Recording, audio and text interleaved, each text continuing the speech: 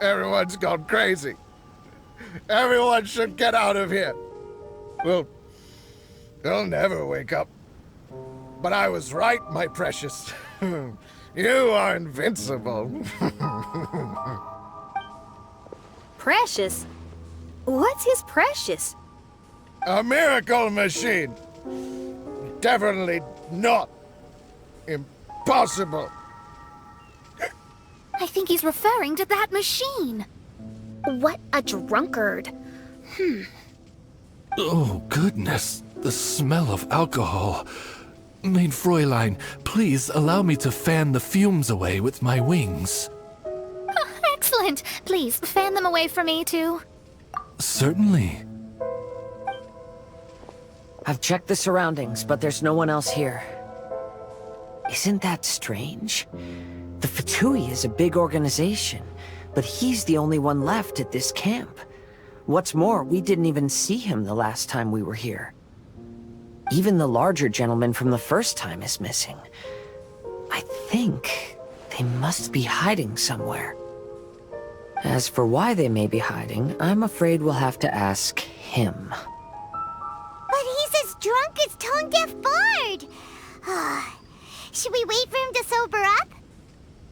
Cleanse him with the holy spring of punishment. Maid Fräulein means to splash him with water. Ooh, sounds like a good idea! Let's try.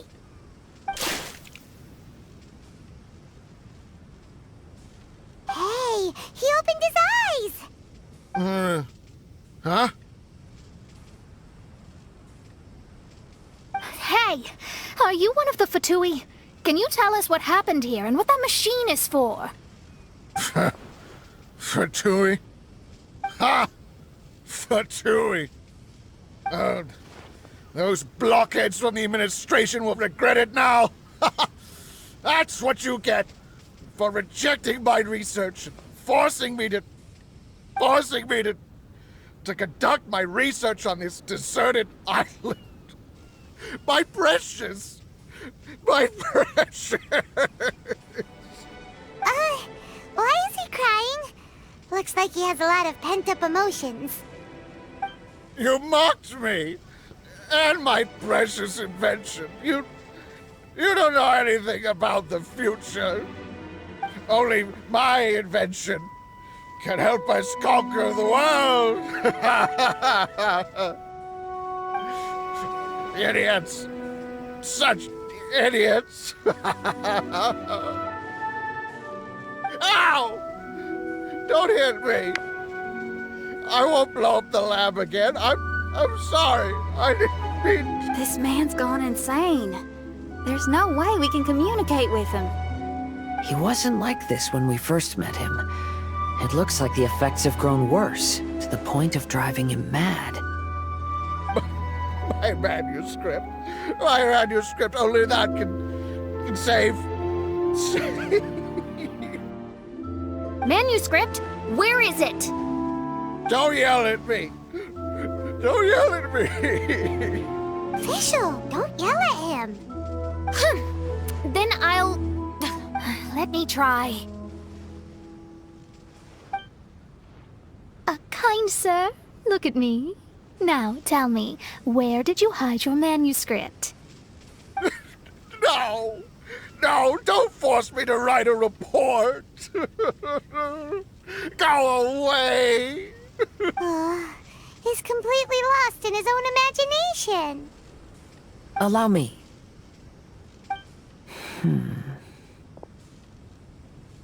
Please excuse me.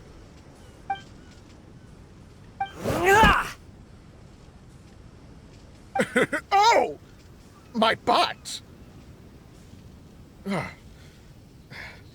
My brain is finally starting to work again. It's not a mushy mess anymore. Can you tell me where you put the manuscript? The manuscript. The manuscript is in the crack over there. Finally! Otherwise, I was gonna have to blast some of my loudest rock and roll in his ears. Kazuha hesitated for a long time before making a move. He's so nice.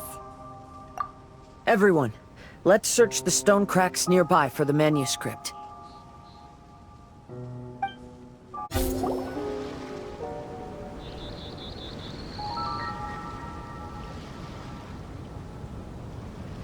Found it!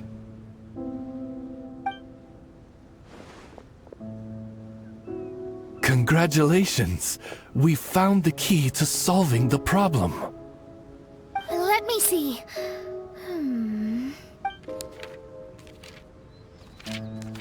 Just as I thought. This machinery, named cognitive mimicry, is capable of altering the state of people's brains. It was invented by the researcher we met earlier. His name is Persakov. According to the manuscript, the Fatui officials did not support Persakov's research. They believed he had taken the wrong path. But Persakov insisted on putting his machine to use. In order to achieve that, he disassembled the machine and used his connections to transport the parts to this deserted island. How did they find this island? The Fatui's intelligence network is not to be underestimated. Persakov was dead set on carrying out his experiments on this island. Most of his subjects were junior Fatui soldiers who all signed a waiver beforehand. It looks like they really thought this machine would benefit the Fatui. How does the machine work? That's most likely top secret. The manuscript didn't reveal any details, but Persakov did mention that the machine was modeled after the power of a god. Does that mean there's a god connected to these dreamlike mirages, and the Fatui found a way to research it? Clearly. Otherwise, they wouldn't have been able to reproduce the god's power. Anyway, Persakov's experiment did not go as planned. The machine broke down just days after it was activated. They tried to fix it, but the technologically illiterate Fatui soldiers completely ruined the machine. Even its most important component of all, the crystalline cores, got ejected and disappeared. A testament to the importance of maintenance in all aspects of life. I believe we can all learn something from this. Persakov may be a mad scientist, but he didn't want to see his subordinates suffer. Besides, if he didn't solve the problem, he would end up going insane as well. As a last resort, Persakov went out on his own to look for the cores. But he was just a sickly researcher, unfit for the task. He had to give up. Then, Persakov went searching for the soldiers who had gone mad and strayed from the group, and took them to a hidden cave. I think that was where they were at the day we arrived on this island. Persakov was taking a strong Fatui soldier somewhere. Yes, it took Persakov all of his strength to get all the missing soldiers into the cave. He tried to snap them out of it with music and poetry, but nothing worked. We came here once, but there was no one around. Come to think of it, that must have been the day Persakov was busy gathering the soldiers into the cave. There's good news and bad news written on the last few pages. The good news is, Persakov managed to figure out the location of the crystalline cores by piecing together the snippets of information he could get from the delirious soldiers. The bad news is Persakov failed to revive them and eventually succumbed to the device's influence himself. The last few pages of the manuscript are just unintelligible drunken scribbles. It appears that the responsibility for this issue now falls to my retainers and I. There's a map in the manuscript. The markings should indicate the locations of the crystalline cores. We've got no choice but to find the crystalline cores now!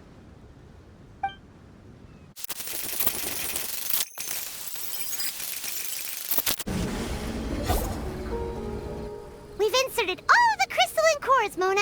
Is that all we needed to do? I think so. That's what the manuscript says, anyway. Let's give it some time. Hopefully it'll return to normal.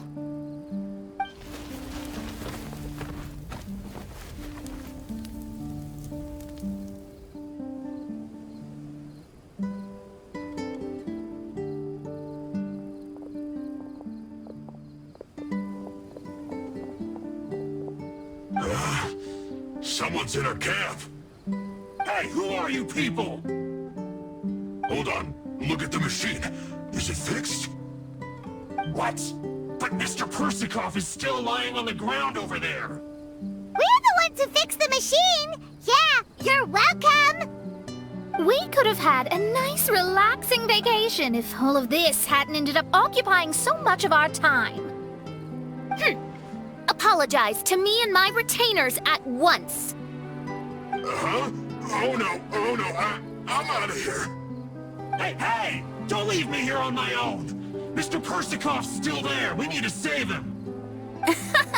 Those two definitely seem a little more lucid now. It looks like we succeeded. Yay! Let's get out of here then! Paimon wants to spend the rest of this vacation back at our own camp. Yeah, but it feels like our camp now. Kinda like our temporary home. Then perhaps we should call it the Embassy of the Imanakreich and Dodoland. Huh? No! That's too many words! Paimon would prefer something easy to remember. Come on, let's go home now.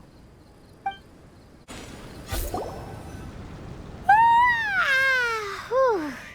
After coming home to a nice big meal, then having a long lie down, Paimon's finally starting to feel relaxed.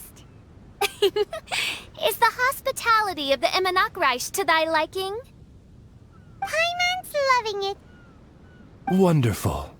Main Fräulein invited you all here not only to witness the arrival of our Holy Land, but most importantly, she wished that you could all relax and enjoy the summer. Great! Well, I've come to the right place. I love it here. May this place become an eternal paradise. Main Fräulein says she hopes to go on more adventures with you here in the future. Of course!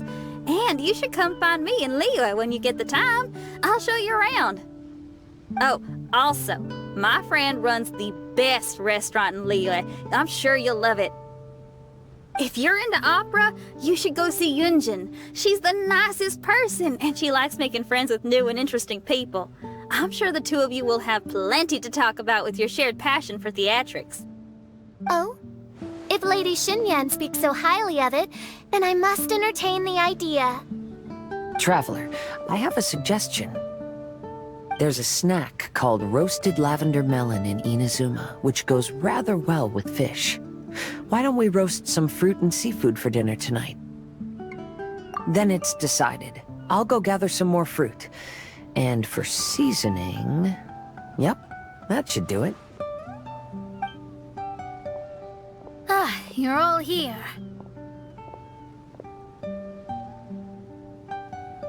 I've noticed an issue.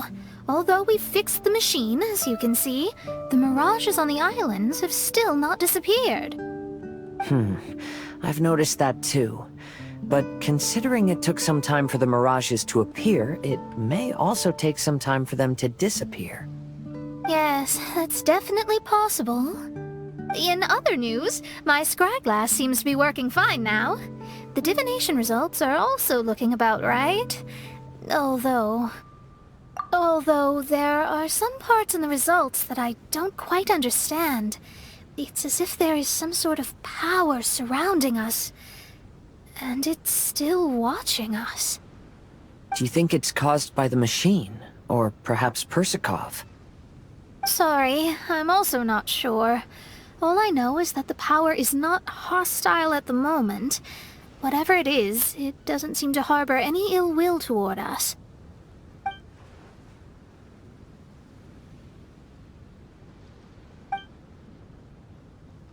Well, although there's nothing left to disturb us, and we can finally kick back and enjoy our vacation, we still ought to be cautious while we're on these islands.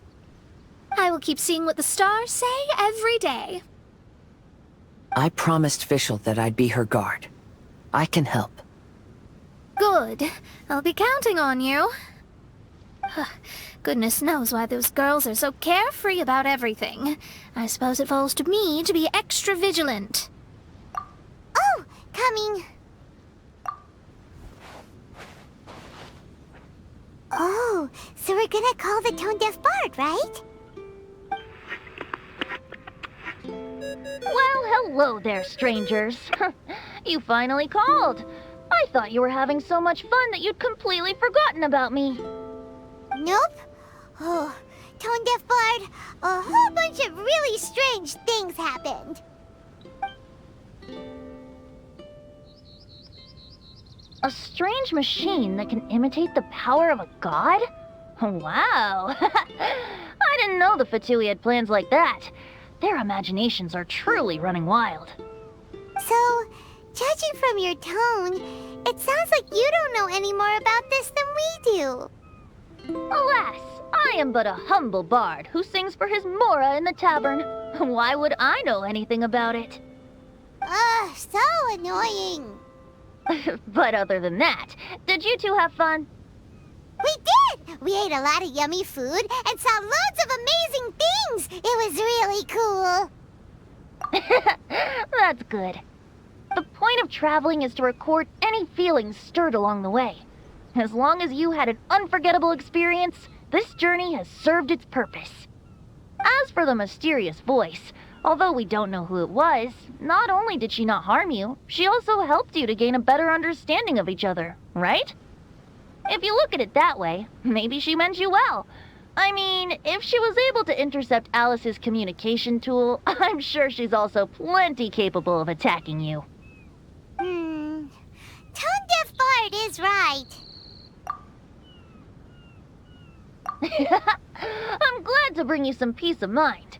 Just enjoy your vacation to the fullest, and don't forget to tell me all about the marvelous mirages when you get back. I want to record all these beautiful memories and turn them into ballads. Every summer will become an unforgettable song. Then I'll just wait for your return.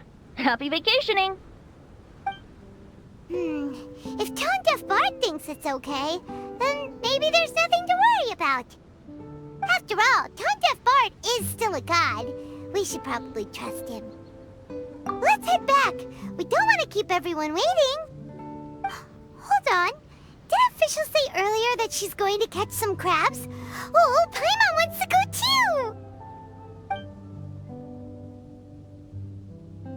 too! Now you have solved the mystery. Doesn't it make you feel happy? Satisfied? Don't worry, I won't hurt you. I'm just a little bird that sometimes flies by these islands, and am now watching you from far, far away. I just so happened to sense a power here that has something to do with me. I was curious, so I landed on the beach to quietly watch everything that took place on these islands. It was fascinating. The ones who came here to work were so busy, and yet I still saw genuine smiles on their faces from time to time. And then all of you arrived later on, bringing your glorious dreamscapes and wonderful willpower. Your dreams are like the pure and delicate bubbles floating on the water. The more beautiful the illusion, the more it fascinates me. I'm not able to travel myself, but I do admire free spirits like yourself. So, I helped them design a little something for you all. I hope you liked it. As I said, I don't have an agenda. I'm just a little bird. I stopped here to admire your lives, joys, sorrows, and all. You are a special person with a unique and brilliant glow. I decided to communicate with you in this way because I'm really curious about you. There's no need to wonder about my name. Maybe one day in the future, we will meet in another place. When that time comes, I think you'll be able to recognize me.